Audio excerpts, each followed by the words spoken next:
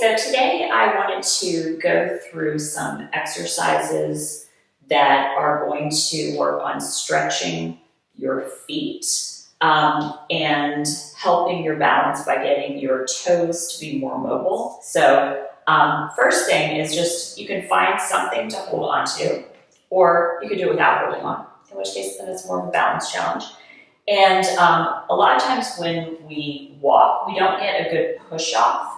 Like we don't get that good push forward unless we can like really bend our knee and we're actually flexing our toes. So we're kind of creating this like really stretched toe position. A lot of people's toes don't move well, so we're going to work on getting those toes to move a little bit better in that position where we're pushing this way.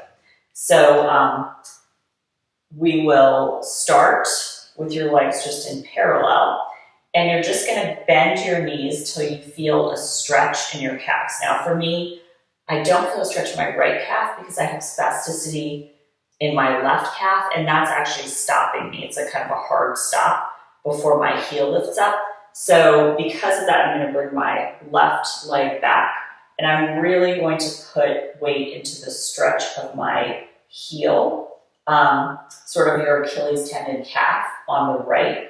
And you might feel more of it as a quad exercise and less of it as sort of a stretch through your heel. And we are going to stretch the toes. We're going to stretch the heels first. Or it's actually the Achilles tendon and the calf. So we're going through getting a nice stretch and kind of coming back. Getting a nice stretch is also a good way to work on your quad strength when you send your knee past your toes. So back in the day, they used to say don't take your knees past your toes, and I think it was like one study, and it's been completely debunked because if you're ever going to walk downstairs, you're going to take your knees past your toes. But I just want you to see that it's literally my knee is going forward and my other knee is bending a little bit, and I'm already kind of getting a stretch on my back toes by being in this position. Totally fine if you're holding up something, I just turn that direction so you get a better sense of how much my knee is traveling forward. So this is so that this side gets as much stretch as possible because I can't do both together. So if you can do both together, you can do both together. I literally just, this is my stopping point for my left leg. This is my stopping point for my right leg. Totally different. So then I'm going to switch to my left so that I can really work on stretching my left calf, left Achilles tendon, and then bringing it back. So we're not like hanging in the stretch, we're just kind of trying to get that mobility. And I'm even putting, I have an actual joint contracture, so this ankle doesn't want to go anywhere. So I actually am pushing my weight down to try to get it to get more range of motion. And you might, if you look closely, notice that this foot is super swollen. This is actually medium swollen for this foot. It's just a little swollen as to how swollen it can get. But that is not uncommon when you have weakness on a side that's neurological. And I just have to do more because I felt like I was doing a lot of talking on the other side, and I need to be consistent with my range of motion. And so if I work on getting my back toes to stretch a little bit, that's good, but just the position it's in, it's not going to get as much stretch as we're going to put on it when we actually have all of our weight on it. Okay, so let's go ahead and stand up. So we're going to start by trying to get the toes to be stretched by lifting up onto our tiptoes. That seems logical. But now we want to put more weight going down into stretching the toes. So then we're going to bend our knees. And you might see if you go straight down, kind of what happens. And I feel like I'm getting a pretty good stretch, but I'm going to actually try to send my hips forward some. So I'm actually coming into kind of what's called like a sissy squat. A lot of work on the quads, which is not bad, but a big, big stretch in the toes. And then I'll go ahead and kind of come back down. Now, let's do that one again. So not really overthinking, we're just coming up. We're gonna go ahead and bend the knees, sort of like we're just doing a squat. Try to really keep the pressure into your toes. And then if you wanna get more pressure into your toes, you actually send the weight forward, so it's actually getting more of a stretch in your toes. So I'm basically just pushing my hips forward and coming back. That can be very tiring very quickly. So we're not going to do too many of those. What I want to do now is focus on our foot position when we're coming up so that we're stretching both sides of our feet. So we're not just stretching the big toe side, we're not just stretching the pinky toe side.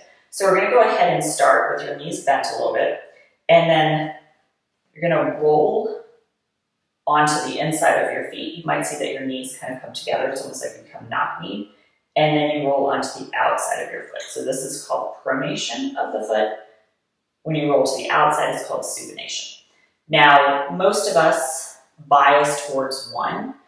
I bias towards pronation and less towards supination. But when you walk, you kind of need to go through both. So we're gonna stay with our knees kind of knocked in a little bit and then rise up. You might feel that the weight is more on the big toe side of your foot, which is totally fine. And then we're gonna try to stretch into that big toe side of your foot. The same thing of bending your knees more, and you can kind of lean back. Imagine you're like, I don't know, some sort of crazy dancer, or that you are sort of skiing. Maybe I don't ski, so I don't know if that's a good analogy. And then go ahead and come back up. So big toe side was more emphasized there. Now roll your feet out, bend your knees, and see if you can come up there. So my knees are gonna be coming out to the side a little bit, and I'm gonna do the same thing, or I'm gonna push my weight down. So right now this feels kind of crazy because of where it's stretching. So it's hard to stretch, like if you're doing a stretch and you're pushing your weight here, just based on where your pinky toe is, it's just kind of hard to get that one stretched. So I always say I trip, sometimes based on just my toes roll under my foot when I'm walking barefoot, partially because my outside toes don't like to lift on the left side. Like I can lift my big toes, but not my outside toes so much, but it's also because they're really tight. So whichever one felt more meaningful to you, we're gonna do that one again. So for me, it was going to the outside of my foot, bending my knees for trying to push some weight down into my toes to stretch them a little bit, and then I'm going to see if I can go lower. And like I said, it's also a quad exercise, which is not bad to do a quad exercise every now and then, or really very often. So I'm gonna turn this way, and now I'm gonna go, my heels are down. I'm gonna start by lifting my heel up, like I'm lifting it out of the footprint. And then notice if you feel like your foot wants to hit that outside of your toes, because sometimes it goes, when it goes up, it will do like too much. It kind of goes up and out to the side, and we don't want that. So this time, emphasize staying with the weight. You really feel your big toe, and then you're gonna drop one heel, and then you push up, and you drop the other heel. So it's basically a calf raise on one side, and when you're dropping your heel, really think about pushing your heel down. So this is not adding as much weight as what we were doing before, because we're not pushing, we're not like loading the weight in a way that we're pushing more weight into your toes. So you can always try to add more weight, like you can hold the weight, or you can just change the angle so that you get more stretch with that kind of lean back. So holding on to something can also be useful. Now I'm going to come into kind of a plank against the wall, and I'm doing this as a toe stretch. So I'm going to have my left foot back, and then I'm going to bring my right forward, and I'm going to see if I can now bend my left knee a lot, almost like I'm trying to get it down to the floor, but I'm not concentrating on doing a lunge. I'm concentrating on stretching my toes and then I can lift myself back up.